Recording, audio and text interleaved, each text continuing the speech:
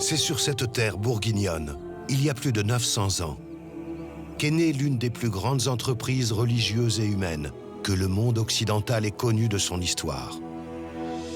Un nouvel ordre monastique s'éveille avec la construction de l'abbaye de Cîteaux. Les premiers moines adoptent le nom de cisterciens. Seule cette démarche cistercienne a eu un devenir absolument fabuleux, puisque en un siècle et demi, disons, l'Europe s'est trouvée couverte d'abbayes dépendant de l'ordre de Cîteaux. Cîteaux, ça aurait pu être autre chose, mais pourquoi celui-là? Parce qu'il est arrivé d'abord au très bon moment, ça c'est sûr, mais parce qu'il a bénéficié aussi d'hommes exceptionnels. Il bouleverse les pratiques religieuses du Moyen-Âge, développe de nouvelles formes artistiques et surtout révolutionne l'agriculture et l'industrie. Ils ont avant tout été de grands diffuseurs de techniques modernes. C'est une révolution industrielle. Ils ont vraiment une force de frappe considérable. Ils ont les compétences techniques, les compétences humaines pour le faire. Ils fonctionnent comme des seigneurs. L'abbaye de Cîteaux est un seigneur, comme un autre. Vous ne pouvez traiter d'aucun sujet de ce Moyen-Âge central sans les rencontrer. C'est absolument impossible. Ils sont partout.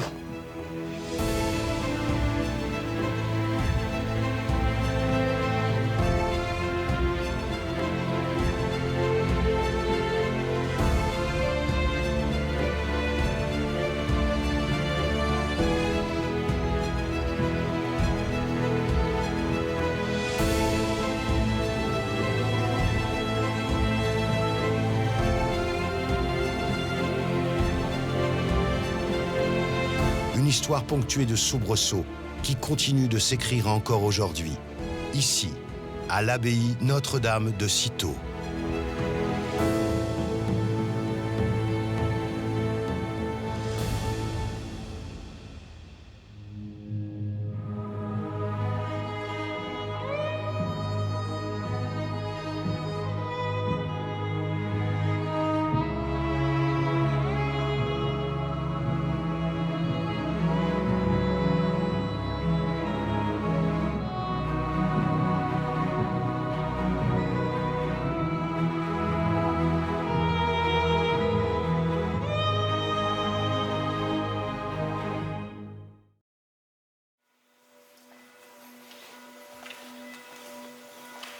Alors que la nuit recouvre encore de son manteau le monde extérieur, l'éclairage répand déjà une douce lumière dans les couloirs de l'abbaye de Cîteaux.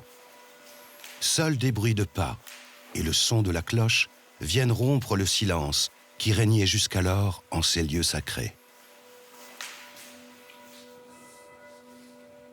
La tunique blanche recouverte d'un scapulaire noir, ceinturée par une lanière de cuir, indique l'appartenance à la famille cistercienne. Je m'appelle Frère Philippe, je suis à l'abbaye depuis 28 ans et j'assume la responsabilité de responsable de l'infirmerie et responsable des novices, c'est-à-dire de ceux qui se posent la question de la vie monastique. Dès 4 heures du matin, Frère Philippe enfile sa coule, un habit de prière, et rejoint les 15 autres moines de sa communauté pour le premier office de la journée, les vigiles.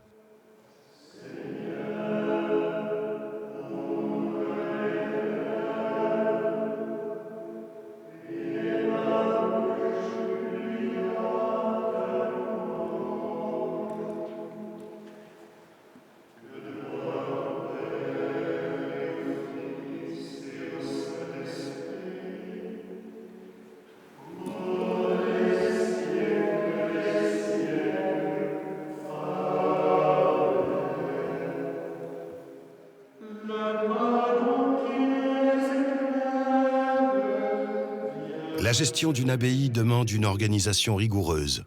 Chaque frère occupe une charge nécessaire à son bon fonctionnement. Je m'appelle Frère Benoît. Dans l'abbaye de Cîteaux, depuis 2 ans maintenant, je suis ce qu'on appelle le cellérier, c'est-à-dire originellement le gardien du cellier, dans la réserve de nourriture. Et par extension, aujourd'hui, le cellérier est devenu l'économe, c'est-à-dire celui qui anime la partie matérielle de la communauté. Si l'histoire de chaque moine lui est propre, ce monastère partage une histoire commune qui dure depuis près d'un millénaire, l'histoire de l'ordre cistercien.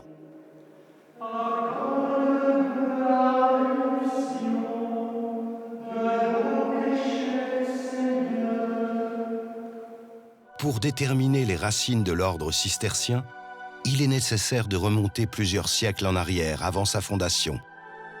Dès le IVe siècle, le christianisme commence à s'imposer en Europe. Les premiers monastères voient le jour. Près d'un siècle et demi plus tard, Benoît de Nourcy, un moine romain, souhaite établir une charte qui instaure des règles communes à chaque rassemblement de moines. À partir de 530, il va réunir en un seul et unique document l'essentiel des anciens écrits de préceptes qui régissent la vie monastique. Il rédige ce qu'on appelle encore aujourd'hui la règle de Saint Benoît. Elle prône un équilibre entre la vie liturgique et le travail manuel. Elle se résume souvent en une formule en latin « ora et labora », prie et travail. Durant les siècles suivants, elle est adoptée par la quasi-totalité du monde monastique. L'ordre bénédictin prend sa forme la plus importante au début du Xe siècle, avec l'apparition de l'abbaye de Cluny. Il devient en moins d'un siècle le plus grand ordre monastique d'Europe. Les personnalités les plus puissantes de l'Occident rejoignent l'ordre, en apportant avec eux leur immense richesse. L'abbaye de Cluny incarnait quelque chose de très puissant, avec un réseau de monastères particulièrement important aussi. Cluny en impose beaucoup de par son architecture. L'église abbatiale est immense. Elle se compose de nombreux clochers en pierre qui représentent une fortune. Cluny, c'est une église de 182 mètres de long. C'est la plus grande église de l'Occident avant que Jules II ne construise Saint-Pierre de Rome. Cette opulence a pour conséquence une réinterprétation de la règle de Saint Benoît, qui privilégie les temps de prière au détriment du travail manuel. Cette adaptation va soulever chez plusieurs religieux la volonté de se détacher de l'ordre clunisien, dans le but de se rapprocher de l'authenticité de la règle bénédictine. À cela s'ajoute un contexte historique, économique et social qui offre tous les éléments nécessaires à la naissance de l'ordre cistercien. On ne peut pas comprendre Cîteaux si on n'a pas le contexte. La naissance de Cîteaux et de l'ordre qui va suivre correspond à une période de renaissance de l'Occident. C'est une période de progrès. Alors vous allez me dire, oui, mais ça ne suffit pas. Non, ça ne suffit pas. Parce que vous avez une période d'intense spiritualité. À ce moment-là, la quasi-totalité de la population est chrétienne. Son aspiration, c'est d'aller au ciel. Le progrès et cette aspiration spirituelle globale, ben vous avez Cîteaux.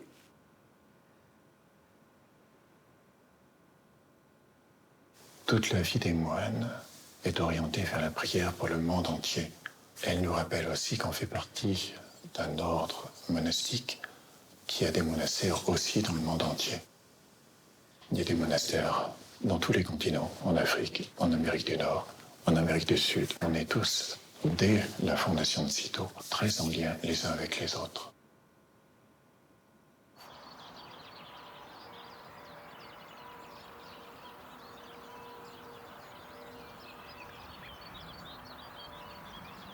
On doit la création de l'abbaye de Cîteaux à Robert de Molesme. Il défend une application stricte de la règle de Saint Benoît et une vie d'ascèse. Il rencontre toutes les difficultés à appliquer cette réforme auprès des moines qu'il dirige durant son abbatiat.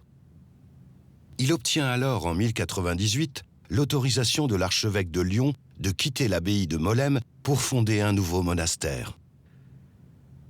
Accompagné de 21 moines ainsi qu'Étienne Harding et Albéric, considérés comme les fondateurs de l'ordre, il s'installe sur une terre léguée par un noble local à une centaine de kilomètres au sud. Seul un puits témoigne de cette première tentative d'installation. Le lieu n'offre pas les meilleures conditions pour vivre en communauté. Le manque d'eau pousse les moines à se déplacer à seulement quelques kilomètres au sud pour se rapprocher de la Vouge. La volonté bénédictine de l'époque impose d'installer un monastère dans un coin reculé du monde, où la nature, parfois hostile, doit être domptée par la main de l'homme, et où la communauté pourra subvenir à tous ses besoins, en totale autarcie. Le lieu, au départ, on le décrit comme un désert, mais c'est sans doute plus un mythe qu'une réalité. Il faut d'abord faire attention au sens des mots. Désertum ne doit pas se traduire par le mot désert français. Non, le désert, ça veut dire un endroit inhabité. Mais on peut travailler. S'implanter au tout début, c'est construire les bâtiments, assécher les marais. Donc il y avait un travail considérable. Grâce au soutien d'Eudes Ier, duc de Bourgogne, ils construisent une chapelle qui marque la fondation de l'abbaye de Cîteaux. Les premiers moines vivent dans une extrême pauvreté et peinent à rassembler autour de leur projet. Les textes racontent l'embarras des frères qui désespèrent de cette situation difficile. On présente souvent l'arrivée de Saint Bernard comme le grand changement. Bernard de Fontaine est un jeune noble de la province de Dijon. Il profite d'une très bonne éducation. Une fois sa scolarité terminée, il est fermement décidé à se tourner vers les ordres. Arrivé à l'âge adulte, quand la balance a basculé du côté de cette vocation religieuse, eh bien, il n'a pas imaginé faire les choses comme d'autres petits nobles pouvaient les faire, c'est-à-dire se présenter seul aux portes d'une abbaye. Mais il a réuni toute une bande de personnes proches, des frères, des cousins, des amis, et c'est avec une trentaine de compagnons qu'il est venu frapper à la porte de l'abbaye de Cîteaux. Soudainement, Cîteaux est pleine de moines et on peut commencer à essaimer. L'essaimage consiste, sous l'impulsion d'une abbaye-mère, à la fondation de nouveaux monastères, appelés abbayes-filles. Étienne Harding est le troisième abbé de Cîteaux. Il lance en 1113 la construction de l'abbaye de la Ferté-sur-Grosne, puis celle de Pontigny en 1114. Les premiers moines édifient une abbatiale immense, d'une superficie de 4000 mètres carrés, pour 120 mètres de long. Pontigny est encore aujourd'hui la plus grande abbatiale cistercienne au monde.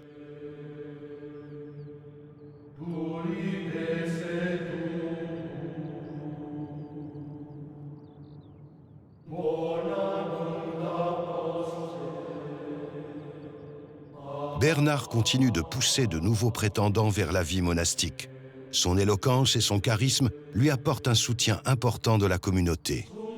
Sans doute effrayé par la menace que pouvait représenter Bernard pour son abbatiat, Étienne Harding lui confie la fondation de la troisième fille, l'abbaye de Clairvaux, en 1115. La même année, l'abbaye de Morimont vient compléter le groupe des 4 filles majeures de Cîteaux. Les 4 filles de Cîteaux sont nées et instaure les débuts de l'ordre cistercien. Pour consolider cette nouvelle organisation encore fragile, Étienne s'assure du bon déroulement des nouvelles filiations par la rédaction d'une charte qui entérine les bonnes pratiques de la règle de Saint-Benoît. C'est lui qui va, en gros, rédiger la charte de charité, c'est-à-dire une constitution. La charte de charité va trouver un système qui, tout en gardant une certaine forme de centralisation, laisse l'autonomie aux abbayes. Et parmi l'aspect centralisateur, il y a la création d'une institution qui s'appelle le chapitre général, qui est la réunion à Cîteaux chaque année, le 14 septembre, pendant plusieurs jours, de tous les abbés qui doivent venir, qui sont tenus de venir. Le chapitre général a pouvoir de punir, de prendre les grandes orientations, mais vous avez aussi, et surtout, les affaires de couloir. Ils vont se tenir au courant de ce qui se passe d'une région à l'autre. C'est déjà des affaires internationales. Ce chapitre général est certainement une des raisons de l'impact cistercien européen. Là, on se trouve ici dans la salle du chapitre, dans laquelle la communauté s'est réunie, quand l'abbé est là, pour recevoir un enseignement de l'abbé. Ici, on a quelque chose de particulier. C'est ce qu'on appelle un ambon qui reçoit le livre de la règle de Saint-Benoît. Ce qui est aussi particulier, c'est la forme de cet ambon. On a 4 étapes. C'est pour symboliser un chemin. Première étape, le moine qui arrive il est complètement pris, submergé par ses passions. Deuxième étape, on est un peu plus en hauteur. Et là, le moine va utiliser ses passions. Par exemple, pour la tendance à la colère qu'il y a en lui, il va utiliser la colère pour lutter contre sa colère. Il y a un commencement de vigne, de fruits dans l'autre main qui commence à naître. C'est le symbole de la vie spirituelle et humaine dans sa maturité, dans ce qu'elle a de plus belle. Troisième étape, donc on monte encore en hauteur. Ici se rajoute un livre, qui est le livre de l'Évangile, le livre de la Bible, qui va aider le moine sur son chemin. Mais en même temps, la vigne qu'il a dans la main commence à prendre de plus en plus d'importance. Quatrième et dernière étape, cette fois-ci, le moine, le regard est tourné vers le ciel, tout en étant toujours dans la condition humaine. Il y a quelque chose de plus grand que lui. Et il se tourne en particulier vers Marie. Et Marie va donner le fruit que le moine lui a tendu et l'offrir à son fils, qui lui-même est issu de la condition humaine, mais qui est en même temps pleinement homme et pleinement Dieu. Et le fils va l'offrir à son père.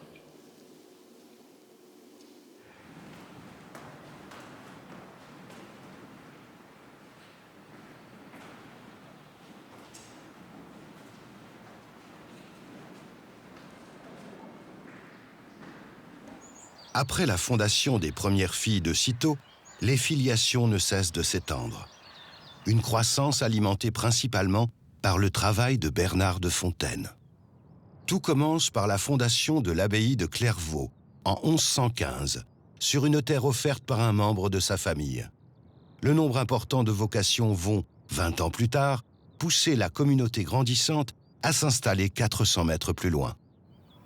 Le modeste monastère, composé de quelques bâtiments, est remplacé en une dizaine d'années par un immense complexe. Au même moment, la volonté réformatrice de Bernard va se répandre à travers l'Europe, en commençant par s'attaquer à ceux qui, selon lui, ont dévoyé la règle de Saint-Benoît. Il a d'abord critiqué les moines noirs. Et les moines noirs, c'est Cluny, c'est pas rien.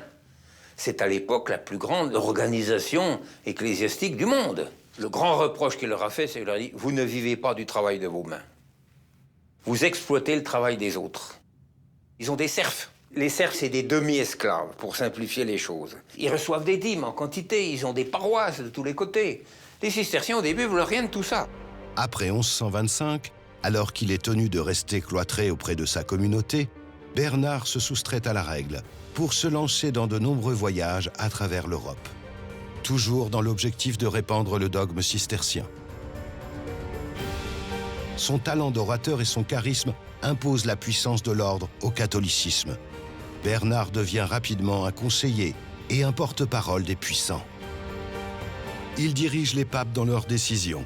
Il pose les règles des Templiers, introduisant le concept de guerre sainte. Il défend les Juifs des persécutions.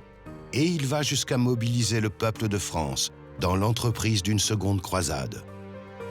C'est lui qui, en gros, va gérer le monde occidental. Saint Bernard est devenu la personnalité inévitable du XIIe siècle. Même s'il n'a pas créé l'ordre cistercien, c'est bel et bien Bernard, Saint Bernard, qui a été le moteur, le principal acteur de cette grande diffusion de la vie cistercienne. Bernard meurt en 1153 et laisse derrière lui un héritage colossal. L'ordre cistercien compte 350 monastères à travers toute l'Europe, dont 68 établis par l'abbaye de Clairvaux.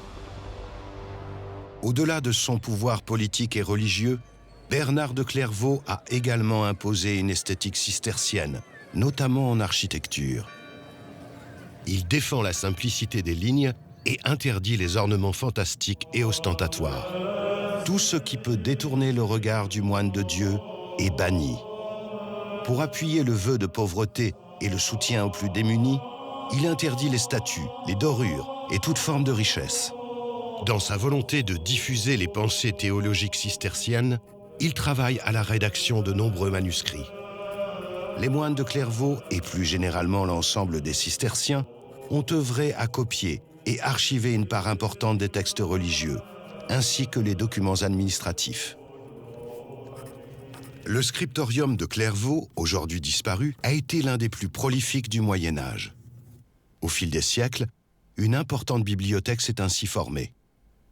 Depuis 2002, la médiathèque de Troyes abrite la grande galerie qui recense 50 000 ouvrages imprimés, dont la très grande majorité provient directement de l'abbaye de Clairvaux. Cette imposante et fragile collection n'est que la partie visible d'un trésor encore plus prestigieux. Un magasin sécurisé entrepose les manuscrits. Ces volumes écrits à la main en font des exemplaires uniques. Le joyau de la bibliothèque de Troyes est la Grande Bible de Clairvaux. Il est très rare de pouvoir observer cette édition originale d'aussi près. Seuls quelques rares chercheurs et historiens ont eu l'occasion de parcourir ces pages. À l'image des orientations esthétiques architecturales souhaitées par Saint Bernard, la rédaction des manuscrits cisterciens se dirige vers une volonté de sobriété. Les enluminures abolissent les scènes figuratives et les dorures, pour se tourner vers des dessins monochromes, de couleurs vives, composés de lignes abstraites aux apparences végétales.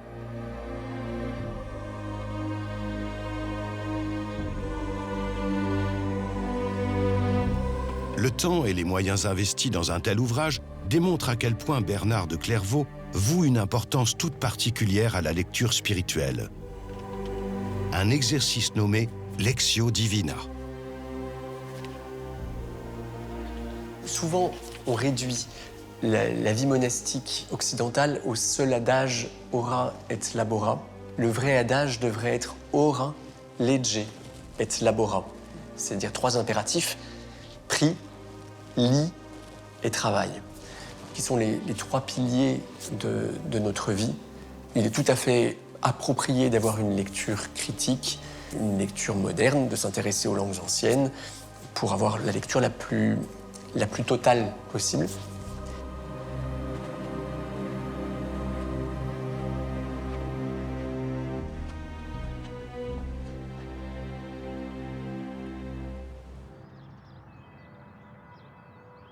Dès leur fondation, les premières abbayes cisterciennes appliquent les règles de la charte de charité.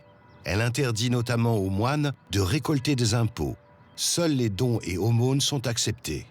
Il leur devient vite indispensable de développer leur propre subsistance économique.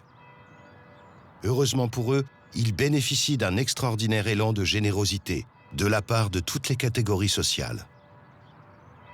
Le mouvement cistercien démarre à une vitesse absolument incroyable. Les nobles sont séduits aussi. Alors tous ne vont pas frapper à la porte d'un monastère et prendre l'habit religieux. Ceux qui ne le font pas, dans la crainte de ce qui se passera après leur mort, de ce fait, on fait des donations importantes à ces établissements qui naissent. Les abbayes cisterciennes reçoivent énormément de dons, de terres ou autres, et vont se doter donc progressivement d'un important patrimoine. Pour gérer ces vastes propriétés arables, les cisterciens ont l'ingéniosité de diversifier leurs activités paysannes. Culture céréalière et viticole, élevage et même pisciculture, comme en témoignent les nombreux étangs qui entourent l'abbaye de Cîteaux. Les moines ne mangent pas de viande. Ils développent cette pratique pour apporter des protéines animales à leur alimentation. Pour administrer toute cette production agricole, ils développent le système des granges. Les granges, en fait, ce n'est pas simplement le bâtiment, comme on l'entend souvent aujourd'hui, mais c'est vraiment une unité d'exploitation. 19 granges appartenant à l'abbaye de Cîteaux ont été recensées. Selon la règle, la distance qui sépare l'abbaye de la grange la plus lointaine ne doit pas dépasser 39 km, soit une journée de marche. Les distances séparant les granges de l'abbaye deviennent rapidement un problème pour les religieux, qui doivent assister aux offices 7 fois par jour. Pour pallier cette difficulté, les moines de chœur vont s'entourer des frères convers. Ce sont les frères convers qui vont essentiellement s'occuper de la production. Donc les frères convers, ce sont une catégorie de religieux qui n'est pas spécifique à l'ordre cistercien. D'autres ordres ont des frères convers. Mais chez les cisterciens, c'est un système bien institué. Une autre raison de leur réussite, c'est d'avoir généralisé la pratique des frères convers. Les frères convers, VERS, conversi en latin, ceux qui ont fait la conversion des mœurs. À l'inverse des moines de cœur, lettrés et issus principalement de la noblesse, les frères convers sont le plus souvent des fils de paysans, n'ayant pas eu accès à l'éducation. Cependant, les cisterciens, se refusant à exploiter les serfs laïcs, comme le fait l'ordre de Cluny, intègrent directement à la communauté les paysans locaux, sous ce statut de frères convers. Un statut qui offre des droits nouveaux pour le XIIe siècle, mais surtout des devoirs. Les frères convers sont des religieux, mais ce sont des religieux laïcs. Dans le vocabulaire actuel, c'est contradictoire, mais à l'époque, non. Ils sont religieux parce qu'ils ont voué leur vie à Dieu, mais ils n'ont pas le même statut que les moines. Les convers, eux, n'ont pas les mêmes obligations en termes de participation aux offices du tout. C'est largement moins exigeant par rapport à leur emploi du temps. Le travail prime. Tous les jours, l'abbé se retrouvait avec ses moines dans la salle du chapitre. Seuls étaient conviés les moines. Les frères convers restaient à l'extérieur, côté cloître, à une dizaine, une vingtaine de mètres. Ils n'avaient pas voix au chapitre. Dans une abbaye, vous avez le réfectoire et le dortoir des moines, le réfectoire et le dortoir des convers. Dans une abbaye, vous avez deux mondes séparés. Le bâtiment des convers de l'abbaye de Clairvaux, restauré en 2013, est l'un des derniers témoins du quotidien des convers durant le Moyen-Âge. Comme pour les granges, ce bâtiment offre un confort minimum nécessaire à la vie en communauté. À l'étage, des paillasses alignées font office de lit.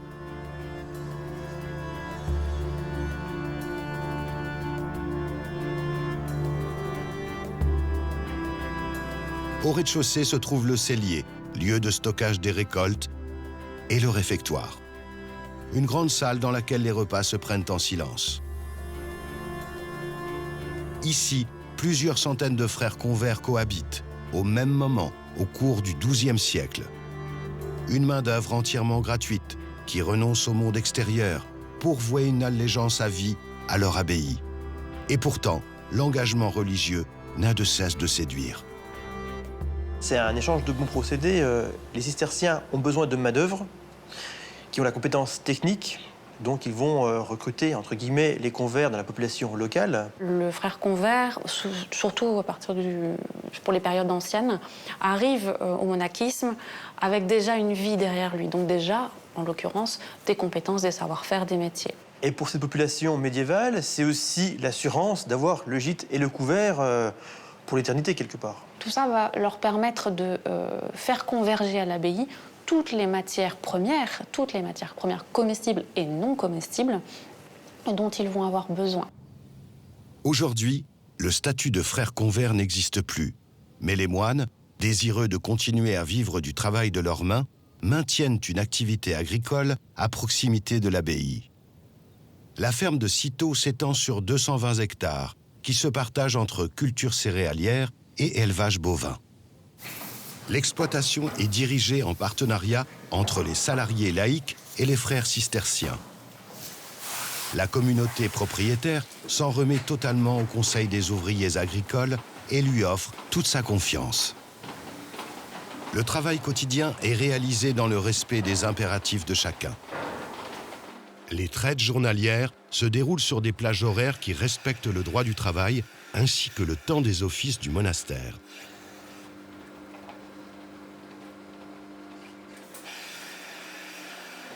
Les moines, attachés à leur histoire, mais également au respect de la vie sur Terre, souhaitent aujourd'hui retrouver pour leur production une forme d'autarcie.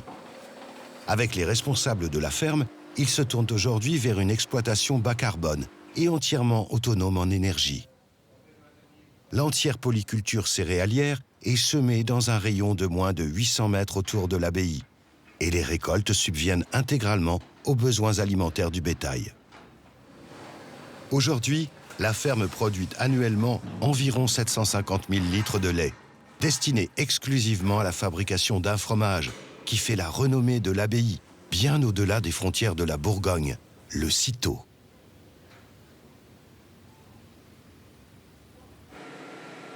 Pour moi, la question de l'équilibre entre la vie de travail et les préoccupations qui l'habitent, d'une part, et la vie monastique avec sa recherche de Dieu et sa prière, a été un très grand défi au début de ma vie monastique, lorsque je me suis retrouvé responsable de la fromagerie. Parce que c'était un tout nouvel atelier et les premiers fromages qu'on a faits ne marchaient pas. Et donc, le premier défi de ma responsabilité, ça a été de reconstruire une fromagerie qui pouvait produire un bon fromage. La réponse que j'ai reçue, c'était en lisant un passage de l'Écriture sainte, du livre de l'Exode.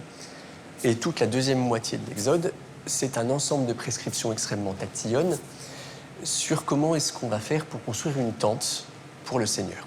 Pour moi, j'ai compris que c'est exactement la même chose que s'occuper de la fromagerie avec son ensemble de prescriptions sur des pH à suivre, des températures à suivre, et que le même côté qui me semblait tatillon, en fait, est devenu l'apprentissage de prendre soin. Prendre soin du fromage comme on prend soin de la parole de Dieu avec ses détails. La fromagerie de Cîteaux produit environ 100 tonnes de fromage par an, qui représentent 125 000 fromages. Cette entreprise rentable assure les besoins quotidiens de la communauté, mais également l'entretien général de l'abbaye tout entière. Le fromage est un élément marquant. C'est aussi un élément qui façonne notre manière de comprendre le travail. Puisque lorsqu'un jeune frère arrive, les premiers travaux qui lui sont confiés sont d'aller travailler à la fromagerie. Et c'est là qu'on apprend ce que c'est que vivre du travail de nos mains en tant que moine.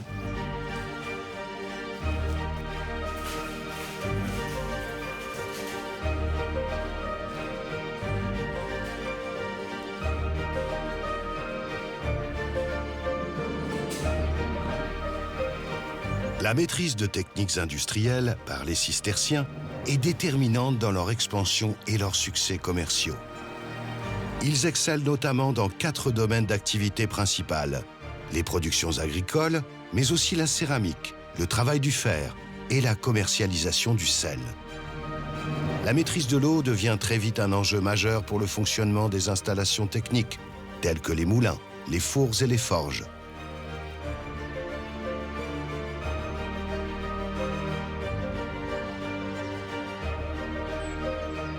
Dès 1212, les besoins en eau sont de plus en plus importants. Les cisterciens entreprennent alors de détourner la Sanfon, depuis Solon-la-Chapelle, située à 10 km au nord de l'abbaye. Un chantier titanesque qui nécessite la construction d'un pont aqueduc pour franchir à 5 mètres de hauteur un autre cours d'eau naturel. Le pont des Arvaux est le symbole des larges connaissances en ingénierie hydraulique possédées par les cisterciens.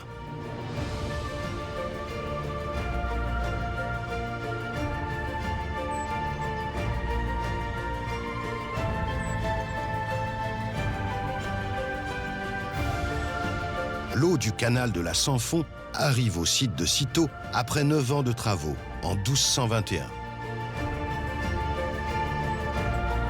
Grâce à cette maîtrise technique, un important patrimoine et une main-d'œuvre gratuite, les moines de Cîteaux édifient, dès le XIIe siècle, des dizaines de moulins, plusieurs forges et tuileries.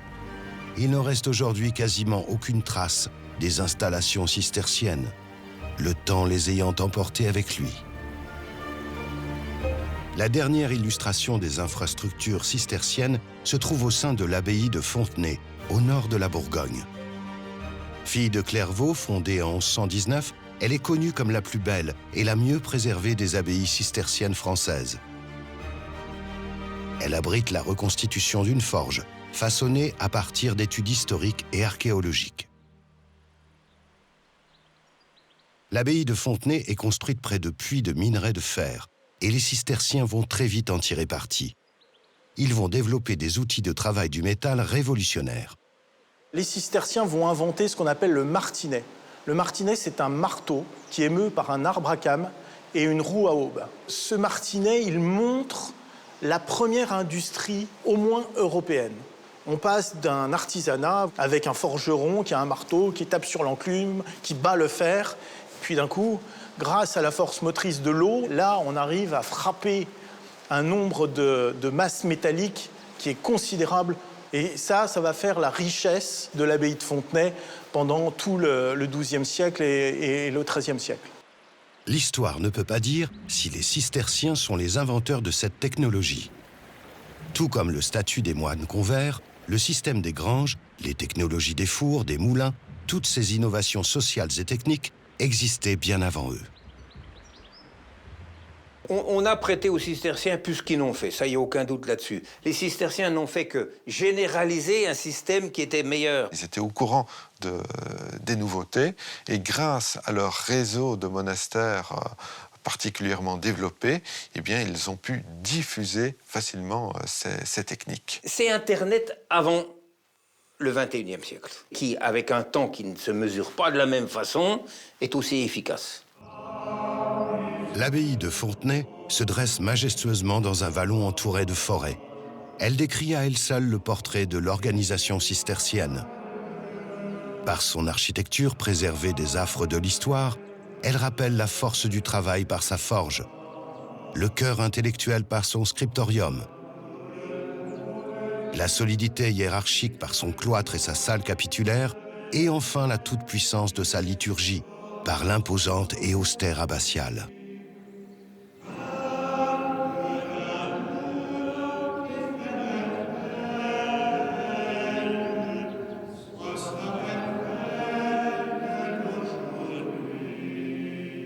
La célébration de l'Eucharistie, le moment le plus important de toute notre vie, tous les jours. Puisque c'est ce qui va nous donner tout le sens et la force intérieure, à la fois personnellement et communautairement, pour vivre notre vie. L'Eucharistie, c'est un ensemble de choses. On va à la fois prier les psaumes et on va aussi lire des lectures. Après, la communauté se lève et va entourer l'autel. Et donc là, on suit le déroulement du rituel dans lequel il y a du pain et du vin qui est appelé, qui va être changé, transformé par la grâce en corps et sang du Christ. Prenez et buvez-en tous, car ceci est la coupe de mon sang. Vous ferez cela en mémoire de moi. Les moines de Cîteaux ont aussi une grande réputation en matière de viticulture. Ils ont acquis, dès le début du XIIe siècle, d'importants domaines, encore reconnus aujourd'hui, comme Meursault, Allos-Corton, Fissin et le plus prestigieux, le Clos de Vougeot.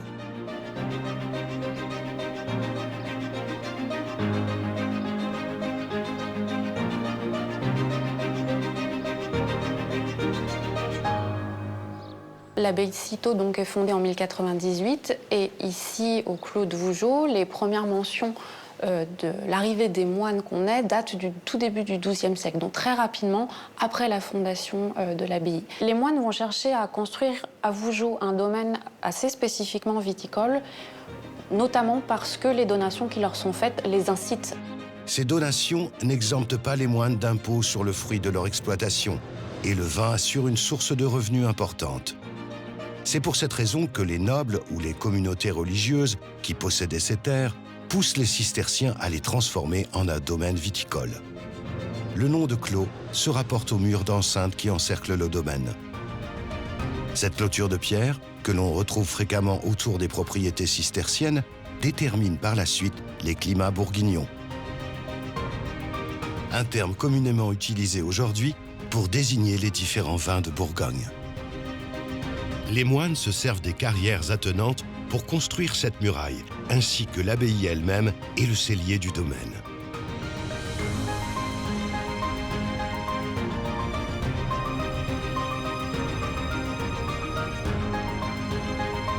Même si des extensions se sont greffées au fil du temps, la structure du cellier est toujours celle du XIIe siècle. Comme pour les granges et les bâtiments des convers, on retrouve au rez-de-chaussée un espace de travail qui accueille les pressoirs et les tonneaux. Et à l'étage, le dortoir. À l'intérieur de toute cette usine vinicole du Clos de Vougeot, les frères convers peuvent prier, dormir et surtout travailler. Le savoir-faire des cisterciens va nettement accroître la production et permettre aisément de subvenir aux besoins de la communauté. L'abbaye de Cîteaux, l'ordre cistercien en général, a besoin de vin d'abord pour sa consommation personnelle. La règle de Saint-Benoît permet donc la consommation de vin. Chaque moine a le droit à une émine de vin par jour, ce qui représente entre un quart et un demi-litre, donc 2 verres le midi et 1 verre le soir. À cela s'ajoute aussi la partie diplomatique. L'abbé de Cîteaux est une haute dignité religieuse, peut-être la plus importante après le pape. Et donc, à ce titre-là, il envoie du vin au pape lorsqu'il est à Avignon, au roi de France, au duc de Bourgogne. Et donc, il a ce besoin d'avoir un vin de haute qualité pour montrer sa puissance et la puissance de l'ordre. Et enfin, la règle de Saint-Benoît leur donne la possibilité de vendre leur surproduction. Donc, de mettre en place un système économique du vin qui est un produit de luxe par excellence au Moyen-Âge. Les cisterciens, avec le volume de foncier qu'ils ont en viticole, vont destiner une énorme partie de leur production à la vente dans les tavernes et les auberges urbaines. Cette richesse, apportée par la vente des surplus, va faire évoluer le domaine au fil du temps. En ajoutant notamment un luxueux château au XVIe siècle, symbole de l'ouverture et de l'imposant succès du commerce cistercien sur le monde extérieur. Dans un monde hyper connecté, la complète autarcie des moines semble aujourd'hui impossible. Malgré leur attachement aux valeurs d'isolement, ils ont accepté de vivre avec cette contradiction. Cîteaux, dès sa fondation, a voulu des liens très forts d'entraide entre monastères. Et on a gardé cette entraide aujourd'hui. Ce qui fait que les informations circulent très bien. On a accès à Internet. On est très informé de ce qui se passe dans la société. On est à la fois en retrait du monde et en même temps on est au cœur du monde. Le monde laïque est pleinement intégré dans le quotidien de la communauté. Salariés et bénévoles l'accompagnent pour entretenir ce patrimoine fragile. Un travail important est nécessaire à l'entretien des 4 hectares de parcs et jardins, ainsi qu'à la rénovation des bâtiments historiques. Du temps est indispensable à la fabrication des produits monastiques.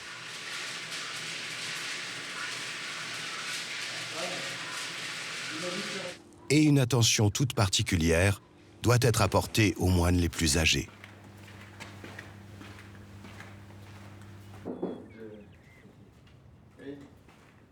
On a pratiquement aujourd'hui autant d'ouvriers que de moines. On a une très bonne relation avec eux, qu'ils soient chrétiens ou non. Notre façon de gérer les choses dit quelque chose du respect des autres. Ce qui implique pour nous, moines, d'avoir une vie la plus authentique possible, de ne pas tricher. J'ai à veiller particulièrement à ce point-là, c'est-à-dire quelle est l'authenticité de ma vie, mais de notre vie, par rapport à ce qu'on appelle la règle de Saint-Benoît. Je pense qu'on a vraiment le désir de la vivre sincèrement et d'être vrai dans son attitude.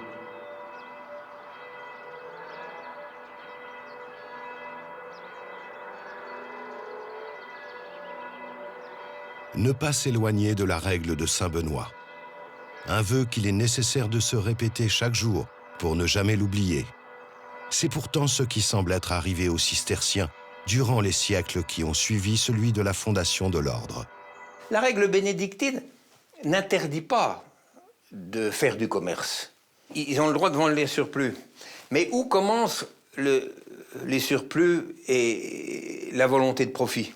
Avec le temps, les moines ont voulu rendre leur domaine plus cohérent, donc ont vendu certaines terres qui parfois étaient plus éloignées pour pouvoir acheter des terres plus proches. Ils achètent, mais à tour de bras, alors qu'à l'origine, c'était interdit. Il y a une contradiction interne, si vous voulez. Ce sont des gens qui veulent être hors du monde, mais qui sont dans le monde. Ce sont des gens qui ne veulent pas de profit, mais qui ont une économie extrêmement efficace. Ils ne veulent pas de sous, mais ils croulent sous l'argent. Au détriment de la règle de Saint-Benoît, le travail de la terre destiné à satisfaire uniquement les besoins des abbayes est remplacé par l'expansion foncière, davantage axée sur la quête de surplus commercialisables. Les productions deviennent ouvertement mercantiles et les activités industrielles assurent toujours de plus grands profits. À partir de la moitié du XIIIe siècle, aucune règle ou idéologie ne semble plus endiguer l'essor de l'ordre cistercien. Mais une série de crises successives va mettre à mal cette expansion qui semble irréfrénable. À partir de la seconde moitié du XIIIe siècle, la société évolue. Les villes prennent de l'importance et de nouveaux ordres religieux s'y développent, comme les franciscains et les dominicains. Ces ordres mendiants apportent des rapports à la prière et au salut éternel inédits. Ces nouveautés détournent les populations des ordres cloîtrés pour les ordres urbains. Cette concurrence engendre une nette diminution du recrutement des convers. Les moines cisterciens ne peuvent plus maintenir leur système d'exploitation directe et doivent se tourner vers les populations laïques pour maintenir leurs activités agricoles. La plupart des abbayes s'endettent pour payer les salaires des paysans et ouvriers. À la suite de ce changement de modèle économique, viennent s'ajouter la peste noire et les nombreuses guerres qui affaibliront toujours un peu plus l'ordre cistercien. Malgré tout, les moines conserveront un patrimoine considérable et une richesse conséquente jusqu'au début du XVIe siècle. Ce capital attise la convoitise du pouvoir royal, qui instaure le régime de la commande. La date officielle de la commande, c'est 1516. Ça veut dire que c'est le roi qui nomme les abbés. Et vous avez des laïcs qui deviennent abbés. Et moyennant quoi, ils touchent un tiers des revenus de l'abbaye. Seuls Cîteaux et 3 de ses abbayes filles majeures échappent au régime de la commande. C'est une espèce d'égard qui leur est faite. Et du coup, ces abbayes, en particulier celle de Clairvaux, va pouvoir continuer à augmenter son patrimoine. Et on arrive ainsi donc au milieu du XVIIIe ou à l'aube de la Révolution, aux 20 000 hectares, 17 000 hectares de forêt, 3 000 hectares de vignes et de terres cultivées, qui représentent une richesse évidemment complètement incroyable. 1789. La Révolution française achève les abbayes cisterciennes du territoire encore exsangue, des derniers siècles sous le joug de la commande. Les révolutionnaires interdisent les vœux religieux, expulsent les derniers moines et déclarent les abbayes biens nationaux. Cîteaux et ses filles majeures ne sont cette fois pas épargnées. Elles sont vendues à des industriels qui les démantèlent pour revendre les pierres ou les transformer en usines. Rares sont le mobilier et objets sacrés qui ont pu être sauvegardés après cette période historique. Les moines de Cîteaux rassemblent dans un lieu à l'abri des regards les derniers trésors qu'ils ont pu glaner au fil des décennies.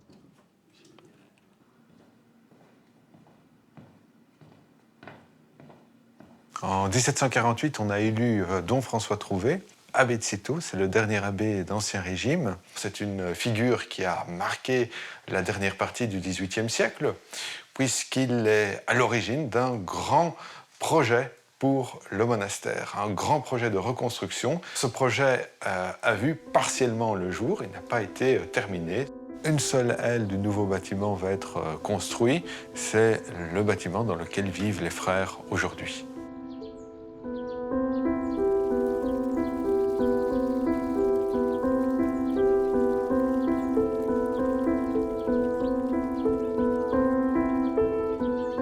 Au mois de mai 1791, l'abbaye est vendue.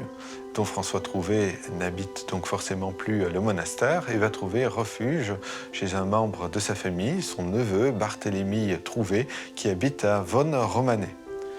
Et on sait qu'il avait là un coffre, le coffre gardant son trésor, un coffre qui est resté dans la famille Trouvé jusque dans les années 1930. À ce moment-là, la famille Trouvé offre le coffre à l'abbaye de Cîteaux.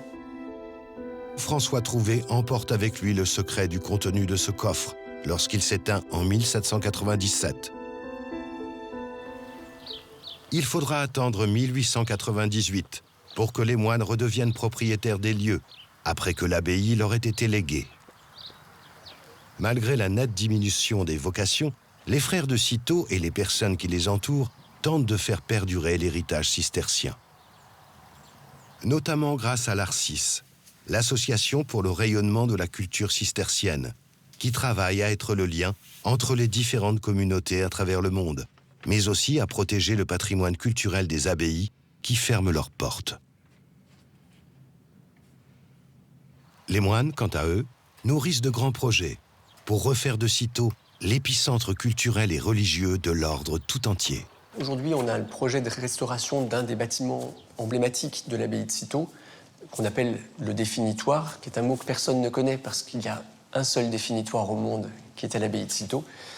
C'était le siège des définiteurs, c'est-à-dire les assistants de l'abbé général. Le chapitre général de Cîteaux, c'est le premier parlement européen. Et ce premier parlement avait comme secrétariat le définitoire. Et d'autre part, nous voudrions réaffecter le définitoire au service de la mémoire cistercienne, rassembler les archives cisterciennes pour que des chercheurs puissent venir les étudier, mais aussi, d'autre part, de créer des espaces d'exposition afin de retranscrire au grand public les éléments fondamentaux de la vie cistercienne. Pour le dire d'une formule, l'objectif est de refaire de Cîteaux un lieu de pèlerinage.